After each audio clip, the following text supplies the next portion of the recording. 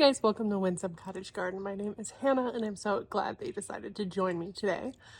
This is the much anticipated video where we round up everything that we did in the front yard of my new home garden in 2024. If you're new to my channel, welcome. A couple weeks ago we did this in the backyard, which is where we spent the majority of our time in 2024, and it underwent a huge transformation. We did do a couple things in the front yard as well.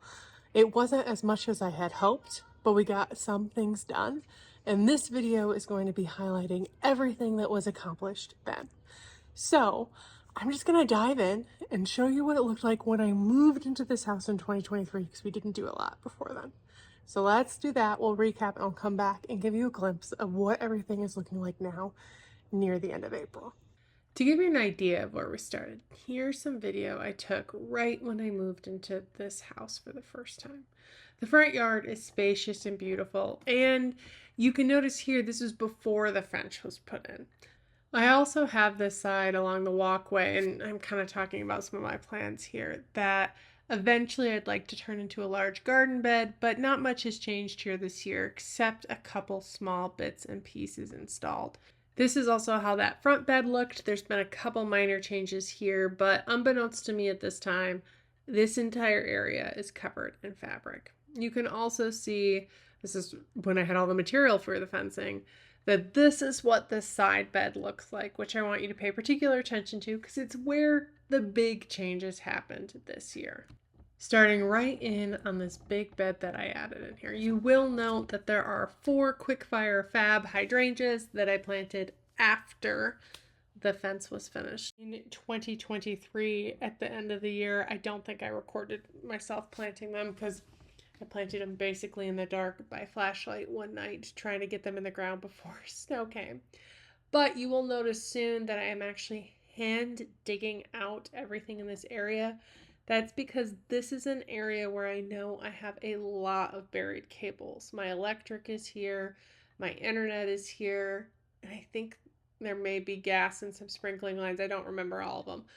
Prior to starting work on the fence or the quickfire fab hydrangeas in 2023, I did have all of my different utilities documented so I knew where things were. If you're in a new space, it's one of the most important things to do so you don't do serious damage to yourself or other property. So because I had that documented in 2023, I had pictures for reference and knew vaguely where things were, and also knew I was going to have to hand dig everything. I had not yet perfected the cardboard method that I used in the back bed, which you may have seen in the video where we did the 2024 roundup in the backyard. And there were a lot more roots in this area than there were in the backyard. But slowly but surely, this bed got put together.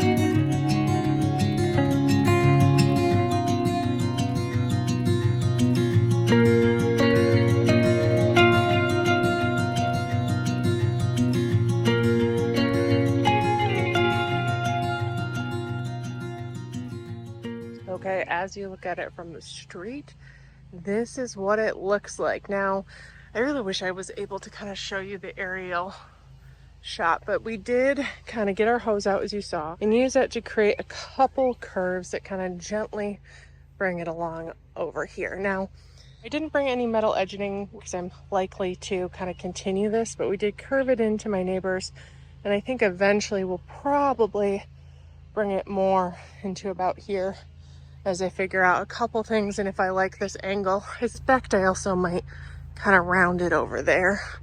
But for now, I think it's beginning to look really, really good. Jumping ahead, the next time we really did anything in the front yard was in September, when we pulled out some of the plants that we had in the back and moved them to the front to make way for the sunbed. There were a couple things right by the front door that were a little bit large, and I had a different vision of where they were going. So most of them ended up moving elsewhere in the yard. This, for instance, is a Durvilla that we shifted into a space where we get a tiny bit more sun, but also would be able to reach a larger size. In the process of taking this Durvilla out and moving the next plants you'll see, we discovered this entire area is riddled with landscape fabric. I've talked about it in a lot of different videos, but just to sum it up here, landscape fabric is best used under non-organic material.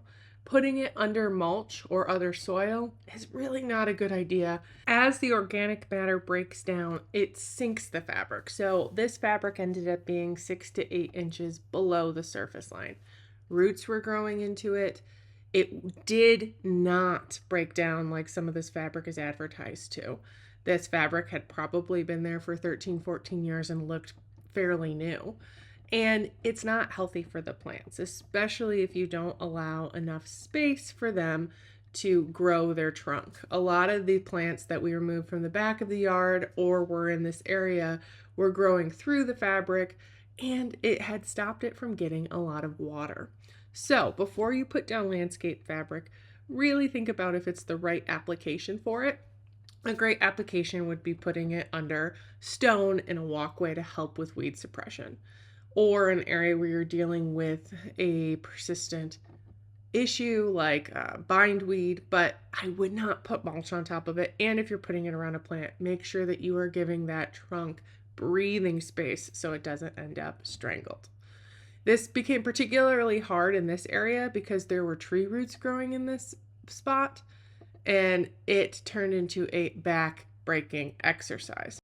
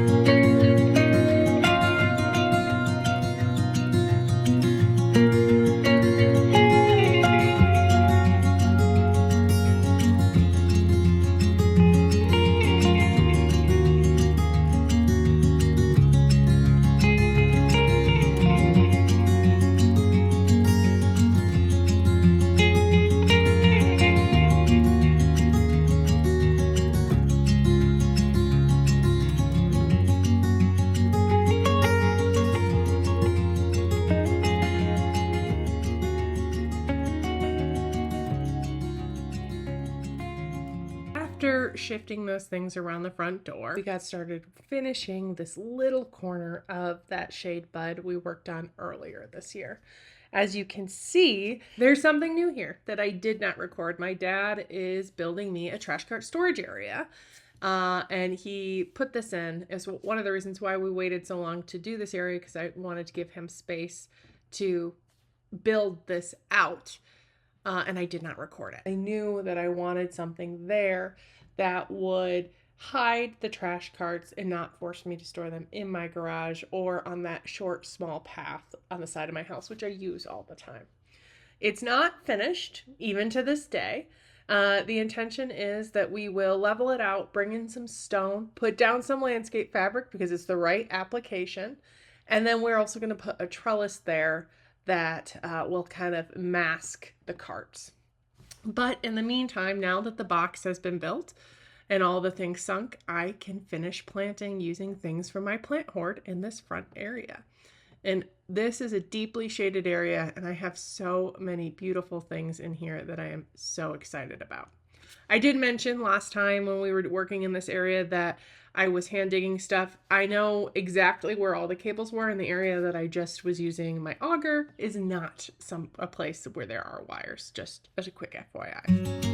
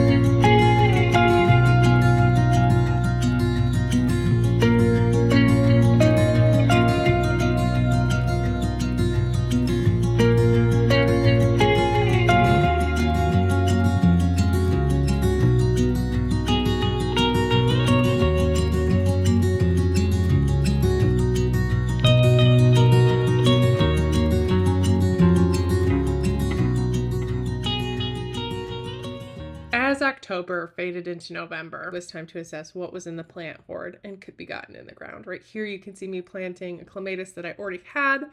Once I determined that the trellis wasn't getting up, I did want to get this in the ground because it wasn't going to winter over well.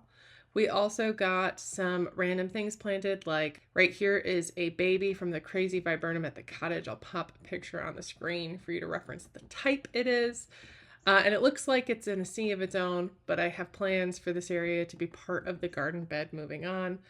And some other anchor plants that I felt I knew where they were going to go ended up getting in the ground. I ran into more fabric here, as you can see me cutting out. I only cut out what I needed to plant the plant. But you can see here with the dust, even though the ground is well watered, this fabric kept the stuff underneath really, really dry. So it's one other reason to remove it. I gave this thing a good soak as I got in before moving on to the beginnings of what I think we're going to be spending a lot of time in the front yard in this year is developing this area between the trees. I had a trellis that had been sitting there for months as I thought I would work on this and never quite did.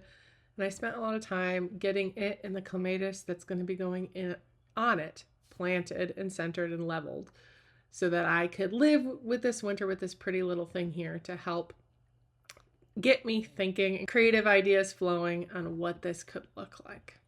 We went and planted a few more anchors and some bulbs before rounding out the year.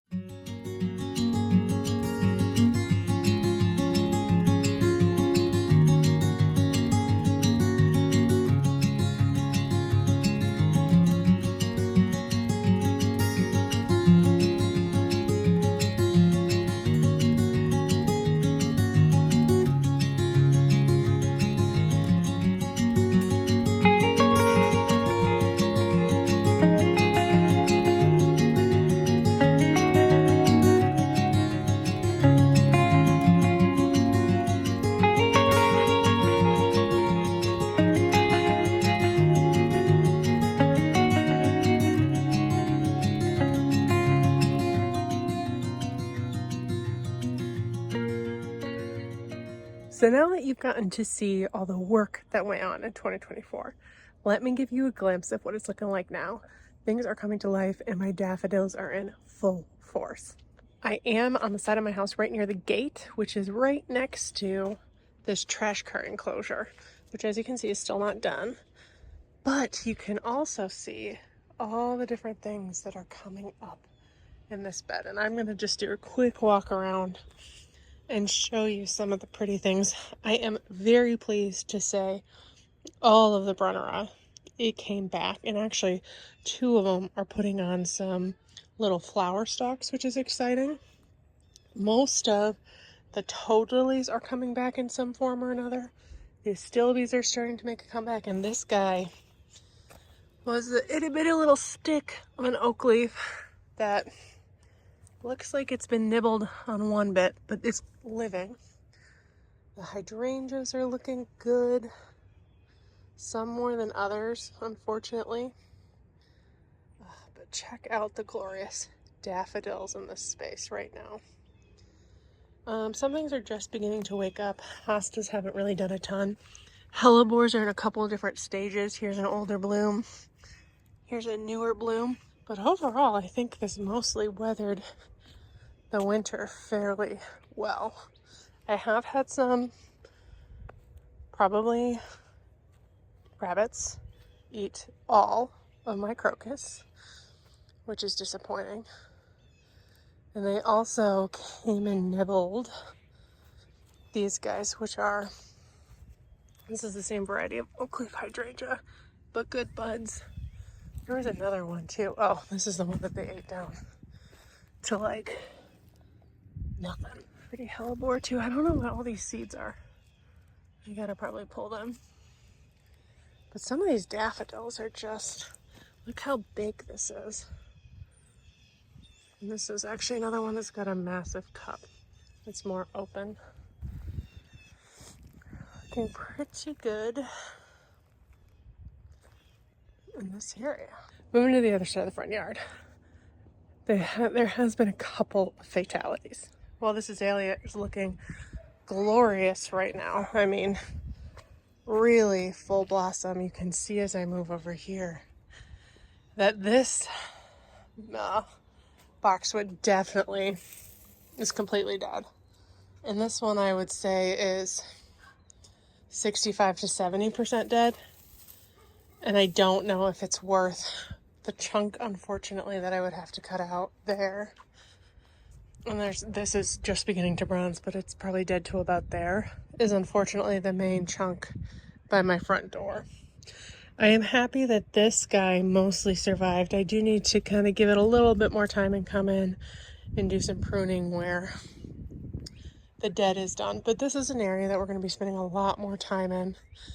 These boxwood in general need some pick-me-ups, but we added like this Amber Jubilee 9 bark. It's doing well. This is a mock orange that there's some life in it. And most exciting for me, this crazy viburnum baby from the cottage has made it really, really well. And so did this dogwood that we planted that has budded up really, really well. This plant is one that we planted right at the end. And it's not dead. But I'm gonna give it a little bit longer because I see some green. But it's not looking great. And Likewise, I'm not sure if this clematis survived, and you can also see I haven't picked up any of the sticks that have come down from these beautiful trees all winter. Ironically, even though we did less in the front yard in 2024 than in the backyard, I think we have more loss over the winter, but it's also one of the things that got planted last. So that might have had something to do with it.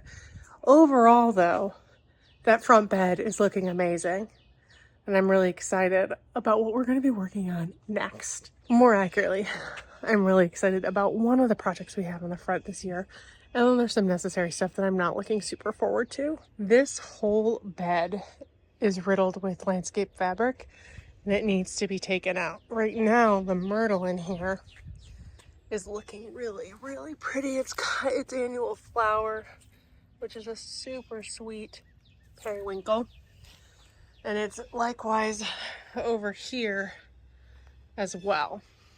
So this is something we're going to be focusing on. I think the fabric we've pulled out to about here when we were planting, and I want to do under there. The rhododendron on the corner here is a white one. Nothing super amazing, but it and this azalea plus this hydrangea are ones that I want to keep in this space. So I'm probably just going to cut away what I can without pulling these out. All of the boxwood are going to be pulled out. I'm not really convinced how healthy they are. Like this one I'm standing in front of right now, it's looking pretty terrible. Like, I mean, it's got some winter burn, but then I don't really know. This looks a little blighty to me. This one I think I'm going to throw. But the rest of these look sad, and they honestly just need some pruning and some training. So they're going to get transplanted into the backyard for rehabbing, and we'll see if we can make something of them over time. And then we'll rejig this a little bit. But the thing that I am most excited about is actually the area right in front of me. So this is actually where we just were. And I have a vision for this space under these beautiful pine trees for a big circular bed, a nice walkway around, and some paths going off to turn this into more of like a woodland mecca. There's unfortunately going to be more pulling out as we pull out things that aren't super healthy, weren't given enough space, or were planted in the wrong growing conditions, or in some cases probably planted before trees and stuff shaded things out. So those are the things that we're going to be working in this year. We're going to be doing the harder project first as much as I can and as able with help from my dad and my brother, which I don't know exactly if that will go according to plan. But I already have a ton of shade plants that I'd intended to plant in this bed last year before I realized there was fabric in this one, which I was convinced there wouldn't be because the myrtle's doing so well. Myrtle is pretty shallow rooted. At this point, I'm going to wait till it's done flowering and appreciate that prettiness. Probably the same with the azalea before diving in and seeing what we can do, and then starting to tackle the new area slowly over time. I am going to be putting a lot of effort into this spot this year, a lot more definitely than we did in 2024. And I'm hoping that it will have experienced the same transformation as the backyard did. If you missed that 2024 backyard recap, I have linked that video below. It's definitely one to see, so take a moment to go back and watch that. And if you liked this video, please remember to hit that thumbs up button and subscribe. We're going to be headed up to the cottage garden soon to do some cleanup there and give you a look at what it's looking like at the end of April, beginning of May. But we're going to get started with our garden tours monthly soon. So you won't want to miss out. Make sure to come on back and watch those. I really appreciate you joining me today and all of you who stuck around last year when we were a little bit more off and on. And I can't wait to see you next time.